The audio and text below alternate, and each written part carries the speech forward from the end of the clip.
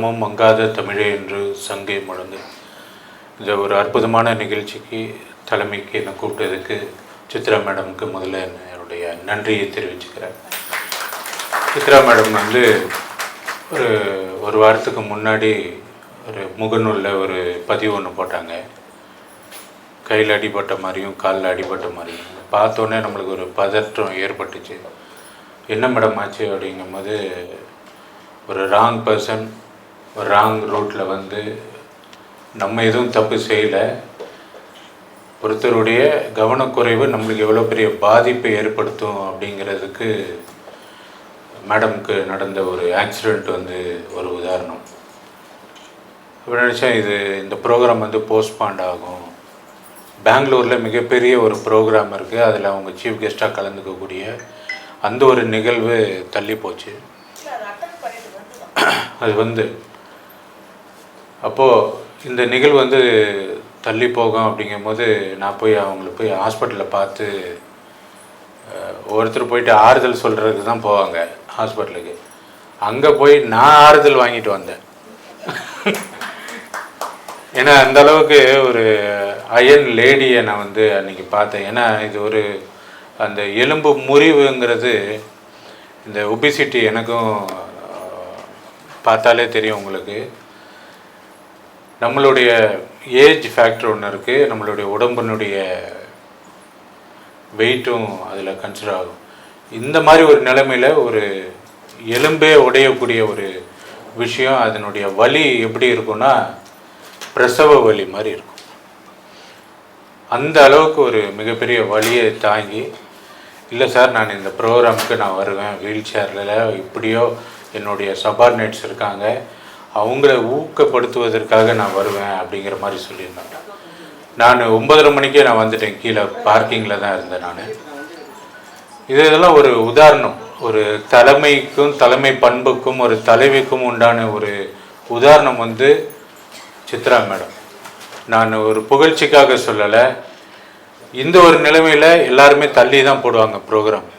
ஆனால் இது எடுத்துக்கிட்ட ஒரு முயற்சியை நான் முடிச்சு காட்டுவேன், என்னால் முடியும். எனக்கு என்னுடைய சங்கத்தில் இருக்கக்கூடிய அத்தனை உறுப்பினர்களும் நம்ம ஒரு முன்னுதாரணமாக இருக்கணும் அப்படிங்கிற விஷயத்தில் வந்திருக்காங்க. மதுரையை பற்றி சொன்னாங்க. மதுரை மீனாட்சி அம்மன் அந்த கோவிலை கட்டுவதற்கு எங்களுடைய முப்பாட்டன் எவ்வளவு பாடுபட்டாங்க அப்படிங்கிறது தெரியும்.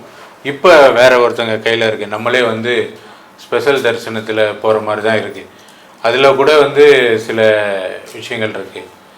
ஆனால் திருச்செந்தூரில் 2 வருஷத்துக்கு 2 தடவை எங்களுக்கு மண்டகப்படி இருக்குது. அதாவது முதல் மரியாதை வருஷத்துக்கு 2 தடவை எங்கள் குடும்பத்தார் இது பண்ணுவாங்க. கட்டபொம்மன் ஐயாவினுடைய அந்த பூஜைக்கு பயன்படுத்திய பொருளெல்லாம் அங்கே மீனாட்சி திருச்செந்தூர் கோயிலில் வச்சுருக்காங்க. அந்த கோயிலில் இப்போ உச்சிக்கால பூஜை முடிஞ்சிட்ட பிறகு தான் கட்டபொம்மன் ஐயா உணவு மேற்கொள்வாருங்கிறது சரித்திரம். ஒவ்வொரு 10 மைலுக்கும் ஒரு மணிமண்டபம் அமைச்சு, இங்கே பூஜை முடிஞ்சவுடனே அந்த ஒரு மணி ஒலிக்கும். அந்த மணி இன்னொரு 10 மைலுக்கு அந்த பக்கம் இருக்கிற இன்னொரு மணி மண்டபத்தில் கேட்டுட்டு ஒலிப்பாங்க. அதுக்கு பின்பு தான் அவர் உணவு மேற்கொள்வார். சக்தி வாய்ந்த முருகர், அந்த திருச்செந்தூர் முருகர். அதே போல் இன்றளவும் மதுரையை கட்டி ஆளக்கூடியது சங்கமொழுத்த தமிழ், நம்மளுடைய தமிழ் என்றாலும் அந்த மதுரையை ஆளக்கூடியது மட்டுமல்ல, இந்த மதுரை தான் நம்மளுடைய தலைநகராகவே இருந்தது, தமிழ்நாட்டினுடைய தலைநகரம். அங்கிருந்து தான் எல்லாருமே ஆட்சி புரிஞ்சாங்க. அதுக்கப்புறம் பிரிட்டிஷாரினுடைய ஆதிக்கம் வந்த பிறகு தான் அவங்க கப்பல் போக்குவரத்துக்காக தேர்ந்தெடுக்கப்பட்ட நகரம் தான் நம்மளுடைய சென்னை நகரம். இன்னொன்று பாம்பே. பாம்பேலையும் பார்த்திங்கன்னா அந்த கடல் போக்குவரத்து இருக்கும். ஸோ அது மாதிரியான வரலாறுகள் இருக்குது. ஒரு பெண்கள் முன்னேறணும் இல்லை. இப்போ நிறைய குடும்பத்தை பெண்கள் தான் காப்பாற்றிட்டுருக்காங்க, ஆண்கள் கிடையாது. ஏன்னா ஒவ்வொரு தீய பழக்கமும் சரி, நீங்கள் யோசிச்சு பார்த்தீங்கன்னா, ஒரு கஞ்சா வியாபாரியோ இல்லை கஞ்சா குடிக்கிறவங்களோ இல்லை குடிகாரனோ இல்லை குடியை விற்கிறவனோ இல்லை பப்ளிக்கில் எச்ச துப்புறவங்களோ இல்லை சிறுநீர் கழிக்கிறவங்களோ இதெல்லாம் யாருன்னு பார்த்தீங்கன்னா ஆண்களாக தான் இருப்பாங்களே தவிர பெண்கள் யாருமே கிடையாது. அப்போது ஒரு ஒழுக்கமற்ற ஒரு சமுதாயத்தில் யார் இருக்காங்க அப்படின்னு பார்த்தா ஆண்கள். திருந்த வேண்டியது ஆண்கள் தான். பெண்கள் மிக முன் உதாரணமாக, குறிப்பாக எங்கள் வீட்லேயும் சரி, ஒவ்வொரு வீட்டிலையும் அவங்கள குத்து விளக்குன்னு சொல்கிறோம். நான் என்ன சொல்லுவேன்னா, ஒவ்வொரு ஆண் மகனும் ரொம்ப குறைவாக இருக்கீங்க, இருந்தாலும் வலைத்தளங்கள் மூலிமா போகட்டும்.